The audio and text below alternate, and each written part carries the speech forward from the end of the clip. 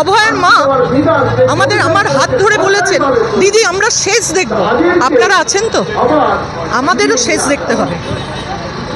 এই জায়গাটা আমরা ছাড়তে পারি না, শেষ আমাদের দেখতেই হবে। দেশের ভেতরে এই অভয়ের মৃত্যুর আগুন কিন্তু জ্বলছে, এখনও জ্বলছে।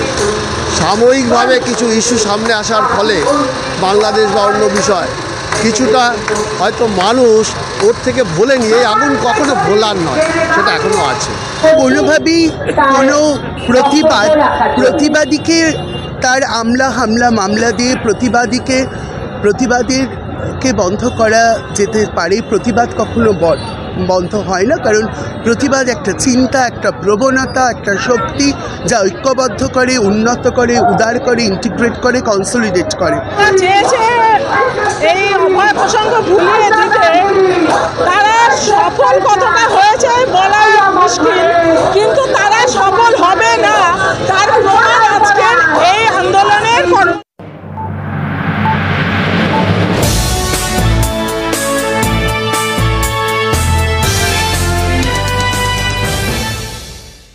ভুলিয়ে দিতে পারেনি। কারণ আপনি যদি মনে করেন যে আসছে না মানুষ, কম আসছেন মানে ভুলে গেছেন, ভোলেনি। আমি একটু আগে বললাম না, প্রতিটি পাড়ায় আপনারা যদি ঘোরেন, আমি আপনাকে দেখিয়ে দিতে পারি মানুষ ভয়ে কথা বলতে চাইছে না, এত থ্রেট হচ্ছে। বলছে, ডাইরেক্ট বলছে যে তোমার মেয়ে আছে না, তুমি 1000 টাকা নাও না। 1000 টাকাটা কে কাকে দেয় বলুন তো? কে কাকে দেয়? আমাদের ট্যাক্সের টাকায় সেটা ভাতা পায়, সরকারি ভাতা। এটা তো কোনো পলিটিক্যাল পার্টির দান খয়রাত নয়, সরকারি ভাতা। তাহলে এই জায়গাগুলোয় দাঁড়িয়ে আমাদের প্রতিবাদ আছে। মানুষ কিন্তু ভেতরে ভেতরে প্রচুর সাপোর্ট আছে এবং বলছেন, কিন্তু সত্যি কথাই বহু জায়গায় থ্রেটটাকে যতক্ষণ না আমরা আরও শক্তিশালী প্ল্যাটফর্মটাকে করতে পারি, আরও জড়ো করে নামতে পারি, ততক্ষণ মানুষ হয়তো ভয় পাচ্ছেন, কিন্তু মানুষ আমাদের সঙ্গে আছে, সেটা আমরা জানি। তা থেকেই আমি বুঝলাম যে আপনিও জানেন, প্রতিটি মানুষ জানে। আমরা অপেক্ষা করে আছি কি হয় দেখার জন্য। আমাদের বিচার ব্যবস্থার ওপরে তো আমাদের ভরসা রাখতেই হবে। আমরা খুব সাধারণ মানুষ, আমরা কোনোদিন ভাবিনি এই মঞ্চের ওপরে এসে দাঁড়াবো, বক্তৃতা দেবো। আমরা একেবারেই সাধারণ মানুষ, কোনো রাজনৈতিক দল নই, আমরা কোনো কিছু নই, আমরা কোনোদিন নিজেরা ভাবিনি। আপনি এখানে মেয়েদের অনেককেই দেখলে বুঝতে পারবেন। সুতরাং বিচার ব্যবস্থার উপর আমাদের ভরসা রাখতে হবে, আমরা দেখতে চাই। আমি কিছুদিন আগে অভয়ার বাড়িতে গিয়েছিলাম রাত্রেবেলা, সেখানে মানে আমি এতদিন না বহুদিন চেষ্টা করেছি, যাইনি। কি বলবো মা বাবার সামনে দাঁড়িয়ে, এই ভয়ে যাইনি, সত্যি কথাই। অনেকবার চেষ্টা করেও যেতে পারি, ঘটনাক্রমে সেদিন পৌঁছে গেছিলাম। অভয়ের মা আমার হাত ধরে বলেছেন, দিদি আমরা শেষ দেখব, আপনারা আছেন তো? আমাদেরও শেষ দেখতে হবে। এই জায়গাটা আমরা ছাড়তে পারি না, শেষ আমাদের দেখতেই হবে। না, মানুষের মনের ভেতরে থেকে সেটা সরাতে পারেনি। মানুষের ভেতরে এই অভয়ের মৃত্যুর আগুন কিন্তু জ্বলছে, এখনও জ্বলছে। সাময়িকভাবে কিছু ইস্যু সামনে আসার ফলে বাংলাদেশ বা অন্য বিষয় কিছুটা হয়তো মানুষ ওর থেকে ভোলে নিয়ে এই আগুন কখনো ভোলার নয়, সেটা এখনও আছে। বিচারের আশা তো আমরা করবই, বিচার ব্যবস্থার প্রতি আমাদের এখনও আস্থা আছে, কিন্তু যারা তদন্ত করছে, বিশেষ করে কেন্দ্রীয় সংস্থা যারা তদন্ত করছে, তাদের তদন্তটা কোন দিকে যাচ্ছে অদ্ভুতভাবে আমরা দেখছি। ক্রমশ তদন্তটাও কিন্তু পিছিয়ে যাচ্ছে। আর বিচার ব্যবস্থার উপর আস্থা থাকলেও যেভাবে বিচারের বিষয়টাকে দিনের পর দিন ডেট দেওয়া হচ্ছে, পিছিয়ে যাচ্ছে, তাতে একটা সংশয় হয়। সেটা হচ্ছে এই দুর্নীতির যে মাথা, তারা তো প্রশাসনের মাথায় বসে আছে। একদম শুধু এখানে না, আমি বলতে বাধ্য হচ্ছি কেন্দ্র রাজ্য দুটোই একদম মাথা, প্রশাসনের মাথা যারা চালায়, সরকার যারা চালায়, তার মাথা পর্যন্ত ছড়িয়ে গেছে। তারা চেষ্টা করবে এটাকে, এই বিষয়টাকে একদম যাতে সামনে না আসে। অভয়ের খুনের যারা হচ্ছিল দায়ী, তারা হচ্ছিল প্রমাণ লোপাট করেছে, তারা তো প্রশাসনেরই অংশ, সরকারের অংশ, একদম সরকারি পদে তারা বসে আছে, পুলিশ থেকে শুরু করে তারা বসে আছে। এবং তাদেরকে যদি আমরা এক্সপোজ করতে পারি, তাহলে সরকার লড়ে যাবে। তারা তাই চাইছে যে তারা যাতে কখনো এক্সপোজ না হয়, তার জন্য এই বিচার ব্যবস্থাকে তারা হলো এমনভাবে করছে যাতে বিচার সঠিকভাবে না পায়। কিন্তু আমরা সাধারণ মানুষ যদি মাঠে ময়দানে থাকি, তাহলে পরে যেমন বিরূপাক্ষ অভিজ্ঞকে তারা ফিরিয়ে নিয়ে এসেছিল, কালকে কিন্তু আমাদের ওই মেডিকেল কাউন্সিলের মিটিং ডেকেছিল, তারা করতে পারেনি, কারণ আমরা চাপ দিয়েছিলাম, কালকে ওখানে বসেছিলাম এবং তারা বলতে বাধ্য হয়েছে তাদের বিরুদ্ধে যে অভিযোগ আছে সেই অভিযোগগুলো আমরা আবার খতিয়ে দেখবো বলে তারা বলেছে। এই চাপটা সবসময় রাখতে হবে, প্রশাসনের উপর মূল চাপ, সিবিআইয়ের ওপরে চাপ, এই চাপটা আমরা রেখে যাবো, সেই যতদিন না পর্যন্ত বিচার পাই সেই চাপ আমরা রেখে যাবো। কোনোভাবেই কোনো প্রতিবাদীকে তার হামলা মামলা দিয়ে প্রতিবাদীকে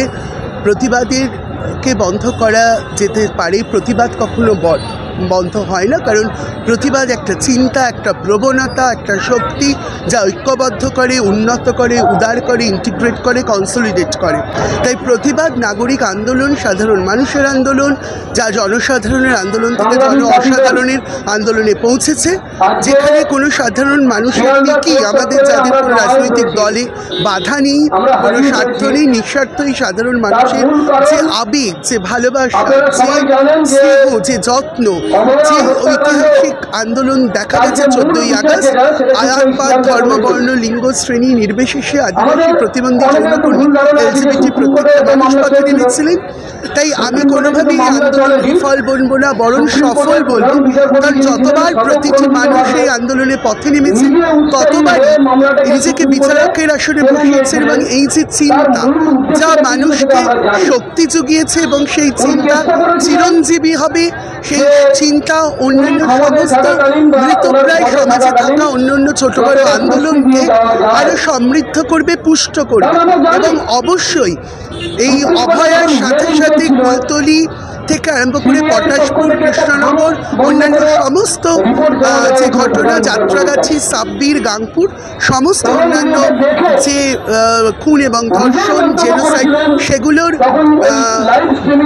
যে ঘটনা ঘটেছে তার বিরুদ্ধে আমাদের আন্দোলন চলবে এবং কোনোভাবেই এই হামলা মামলা, সন্ত্রাস দিয়ে নাগরিক আন্দোলন বন্ধ করা যাবে না। এই অভয় প্রসঙ্গ ভুলিয়ে দিতে তারা সফল কতটা হয়েছে বলা মুশকিল, কিন্তু তারা সফল হবে না তার প্রমাণ আজকের এই আন্দোলনের কর্মসূচি। কারণ একটা বড় অংশ তারা চাইছে বিষয়টাকে গুলিয়ে দিতে। কোথায় গুলিয়ে দিতে চাইছে? তারা বলতে চাইছে এটা তো আন্ডার জুডিশিয়াল, আমরা যেটা দেখেছি শিক্ষা দুর্নীতির ক্ষেত্রে, তারা বলতে চেয়েছে এটা বিচার রয়েছে, অতএব এটা নিয়ে এখন আমাদের মধ্যে নেই। এবং ধীরে ধীরে তারা আনুষঙ্গিক প্রসঙ্গ টেনে এনে, অর্থাৎ বিষয়টা পুরো রাজনৈতিক, কিন্তু এটা দলীয় রাজনৈতিক নয়, অদলীয়, এই দুটোর মধ্যে যে পার্থক্য সেইটাকে গুলিয়ে দিয়ে আদতে আমাদের যে মূল ফোকাস অভয়ার ন্যায়, ন্যায্য বিচার, সুবিচার, সেই বিষয়টাকে ফিকে করে দেওয়া, কিন্তু সেটা সফল হবে না। কারণ এটা বুঝতে হবে, একটি নারী শুধু ধর্ষিতা হয়নি, একটা কর্তব্যরত মানুষ খুন হয়েছে। নারী পুরুষ পরে, আগে একটা কর্তব্যরত মানুষ খুন হয়েছে কোথায়?